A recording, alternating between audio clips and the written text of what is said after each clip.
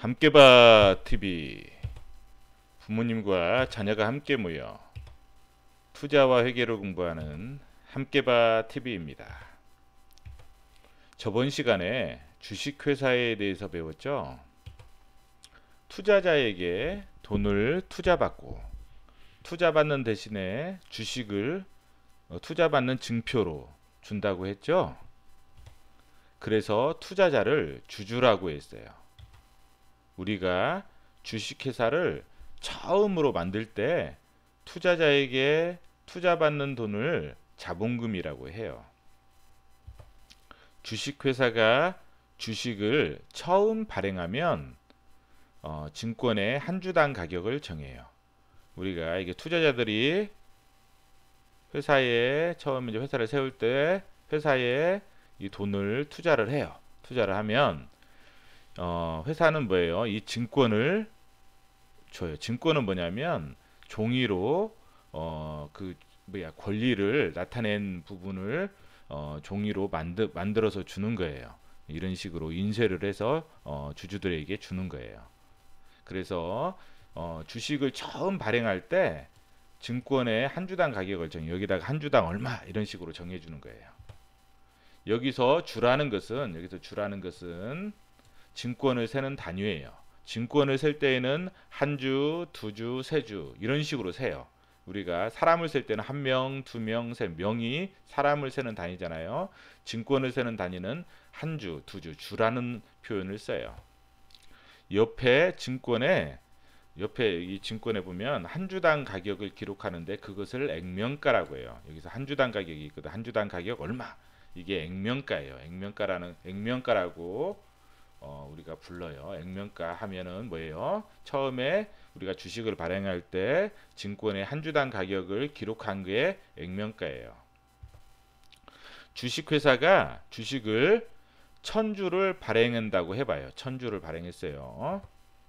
발행한다는 것은 뭐냐면 증권을 인쇄해서 찍어낸다는 말이에요. 이게 증권을 이렇게 인쇄를 해가지고 찍어내요. 찍어내서 주주한테 주는 거예요. 이게 발행하는 거예요. 액면가가 500원이라면 자본금은 얼마인가요? 자, 우리가 주식을 1000주를 이 주식회사가 1000주를 발행을 했어요. 1000주. 그래서 이 회사의 주식은 총 1000주예요. 지금 1000주를 가지고 있는데 자, 한 주당 뭐예요? 한 주당 액면가라는 것은 이 증권의 주식의 가격을 처음 발행할 때 정해 놓은 거예요. 액면가가 500원이라고 해요. 500원. 이 액면가는 500원이에요. 액면가는 500원. 그러면 한 주당 500원이잖아요. 그럼 이 회사는 총 얼마를 그래서 이 주식을 투자자들에게 줄 거 아니에요. 총 1000주를 발행했어요. 그러면 이 사람이 뭐 한 500주 가지고 이 사람은 어때요? 100주 가지고 이 사람도 100주 가지고 그러면 700주죠. 이게 300주 가지고 이렇게 가지고 가요. 그렇죠? 그러면 총 하여튼 1000주를 발행해서 투자자들이 주식을 나눠 가져요. 그렇죠? 나눠 가졌어요. 이렇게 500주, 100주, 300주, 100주 이런 식으로 나눠 가졌어요. 그럼 이 회사는 총 들어오는 돈이 얼마예요? 이 들어오는 돈이 1000주니까 1000주 곱하기 500원이면 50만 원이에요. 50만 원. 이 50만 원이 돈이 들어오죠. 주주들은 뭐예요? 500주, 100주, 300주, 100주 이렇게 해서 한 주당 500원이니까 이렇게 돈을 지급을 하는 거예요. 그래 총 50만 원이에요. 50만 원. 어떻게 나와요? 1000주 곱하기 500원. 그렇죠. 회사가 발행한 총 주식수예요. 거기다가 500원, 액면가 한 주당 500원이에요. 그래서 50만 원이에요. 자본금은. 여기서 자본금은 50만 원이에요. 그래서 자본금은 뭐냐면 회사가 발행한 주식수에다가 액면가를 곱하면 자본금이 되는 거예요. 자본금은 주식수에다가 액면가를 곱하면 자본금이 돼요. 그래서 이 주식회사의 자본금은 50만 원이에요. 엄마 아빠가 주식 투자를 하잖아요. 그러면 이 옆에 있는 이 증권을 받지는 않아요. 뭐예요? 이 증권은 어때요? 보관하기도 쉽지 않고 또 뭐예요? 사고 파는데 서로 교환을 해야 되잖아요. 내가 이 증권이 있는데 또 팔아야 되고 또 사야 되면 또 증권 가지러 가야 되고 귀찮단 말이에요. 또 잊어버릴 수도 있고 그래서 이 증권을 한국예탁결제원이라는 곳에 보관을 해놔요. 이 증권을 이쪽에다 보관을 해요.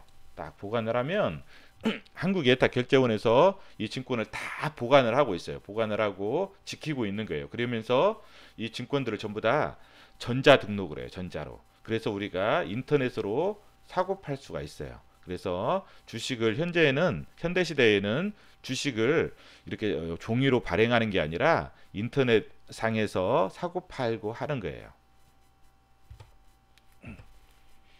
주주들이 주식회사를 설립할 때 투자한 돈을 뭐라고 했죠? 그리고 처음 설립할 때 투자한 돈을 자본금이라고 했죠. 자본금. 그렇죠. 자본금은 뭐 어떻게 구한다고 했죠? 회사가 발행한 주식수. 그렇죠. 주식수에다가 뭘 곱한다고 했죠?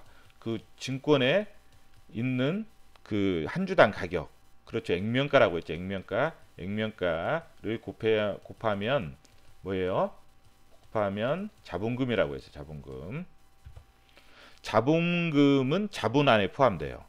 자본 안에. 이 말이 무슨 말이냐면 이런 말이에요. 자, 호랑이는 동물 안에 포함되죠. 자, 호랑이는 뭐에 속하여? 동물이죠. 동물. 근데 동물은 호랑이인가요? 아니죠. 동물이 사자일 수도 있고, 동물 안에는 사자도 있고, 호랑이도 있고, 고양이도 있고, 많이 있잖아요. 동물 안에는. 그쵸? 동물이 훨씬 더 큰 범위잖아요. 그쵸? 동물에 해당되는 게 자본이에요. 자본. 자본이 동물에 해당되고, 호랑이는 뭐예요? 자본금이 해당돼요. 자본금. 자본금 호랑이. 그러니까 자본이 훨씬 더 큰 범위고, 자본금은 훨씬 더 작은 범위예요. 그러니까 동물 안에는 호랑이도 있고 사자도 있고 뭐 고양이도 있어요. 그 말 그대로 자본 안에는 자본금도 있고 또 다른 것들도 있어요. 다른 것들도 여러 가지 뭐 이익잉여금, 자본총 뭐 이렇게 있거든요. 지금은 어려우니까 설명을 안 할게요. 그래서 이 자본이 훨씬 더 크다. 자본금이 증가하면 회사가 뭐가 늘어나죠? 자본금이 증가하면 그래요. 현금이 증가하죠. 현금. 주주들이 투자한 이 현금을 회사의 자산이라고 해요. 자산. 자산은 회사의 재산이라고 생각하면 돼요. 재산이라고. 그래서 차변, 여기 차변이 있죠. 차변. 차변이라는 말은 뭐냐? 왼쪽이라고 생각하면 돼요. 왼쪽. 차변은 왼쪽. 왼쪽에 있죠.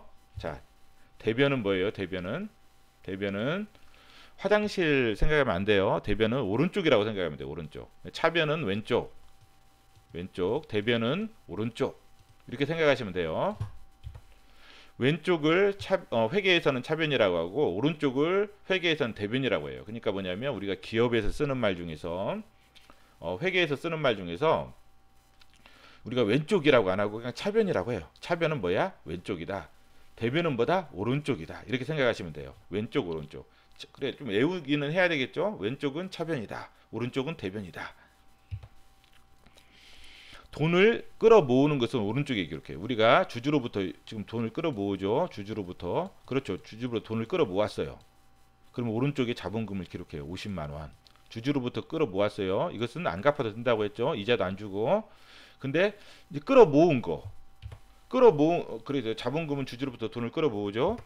그래서 자본은 오른쪽에 기록하는 거예요. 이게 돈을 끌어모으는 부분을 자본금이라고 하고 그래서 오른쪽에 기록하는 거예요. 오른쪽에 기록하고 오른쪽에 끌어온 돈을 오른쪽에서 우리가 기록한 자본금으로부터 이렇게 돈을 끌어왔죠. 주주로부터 돈을 끌어온 돈을 가지고 회사의 재산을 늘리면 이게 자산은 뭐냐면 재산이에요. 재산. 회사의 재산. 재산을 늘리는 이 현금도 이 자산 안에 포함되어 있는 거예요. 자산에는 뭐 현금도 있고 그다음에 회사가 기계를 사면 기계 장치도 있고 그다음에 건물을 사면 또 건물도 있고 여러 가지가 있어요. 여러 가지가 있는데 이런 것들을 다 회사의 자산, 재산이라고 해요. 그래서 이 재산들은 왼쪽에다 기록하는 거예요. 그러니까 회사가 돈을 끌어와서 어떤 재산을 사느냐, 사는 재산들, 이 재산을 가지고 또 장사를 할 거 아니에요. 뭐 기계를 가지고 뭐 물건을 만든다든지 이런 식으로 이러한 것들은 또 오른쪽에 기록하는 거예요. 그래서 현금 왼쪽에 기록하고 자산은 왼쪽에 기록하고 자본은 오른쪽에 기록하고 이것은 좀 외우두셔야 돼요. 자산은 왼쪽에 기록하고 자본은 오른쪽에. 그러니까 뭐냐면 돈을 끌어오는 것은 오른쪽, 끌어온 돈을 쓰는 것은 왼쪽. 그렇죠.